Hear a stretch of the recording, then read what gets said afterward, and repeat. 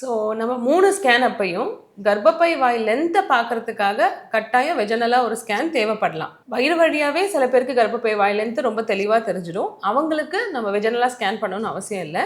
Anomaly scan 5th month and growth scan பண்ணும்போது ஏற்கனவே twin pregnancy இருக்குது, இல்லை ப்ரீவியஸ் ப்ரீடம் டெலிவரி ஆயிருக்கு, இல்லை சாதாரணமான ஒரு பெண்மணியாக இருந்தாலும் ப்ரீடம் டெலிவரி ஆயிடுமா அப்படின்றத பார்க்கறதுக்காகவும் நம்ம ஒரு வெஜனல் ஸ்கேன் பார்க்க வேண்டிய தேவை இருக்குது. ஸோ நீங்கள் முக்கியமாக தெரிஞ்சுக்க வேண்டியது வந்து தேவைப்படலாம். பட் 5th மந்த்துக்கு அப்புறம் majorly 75% to 80% of the scans is only abdominal. Cervical length பார்க்கறதுக்கு மட்டும்தான் வெஜனல் ஸ்கேன் பண்ணுவாங்க. பட் ஃபஸ்ட்டு 3 மந்த்ஸுக்கு வெஜனல் ஸ்கேன் தான் மேஜர்.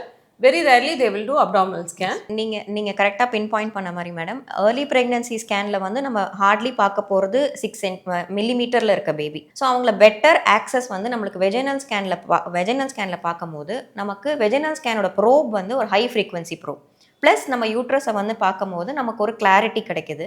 செகண்ட், நம்மளால் அந்த சின்ன பேபிக்கு நிறைய ஸ்ட்ரக்சர்ஸ் நம்மளால் பார்க்க முடியுது. அது மட்டும் இல்லாமல் நம்ம ஃபர்ஸ்ட் ட்ரைமெஸ்டர் ஸ்கேனில் நம்ம என்டி மெஷர் பண்ணுறோம். இப்போ இருக்கிற மிஷின் டெக்னாலஜியில் நம்மளால் பேபியோட ஹார்ட்டை கூட டீட்டெயில்டாக நம்மளால் ஃபர்ஸ்ட் ட்ரைமெஸ்டர் ஸ்கேனில் பார்க்க முடியும். And when they see the fetus on the screen, they became more happy.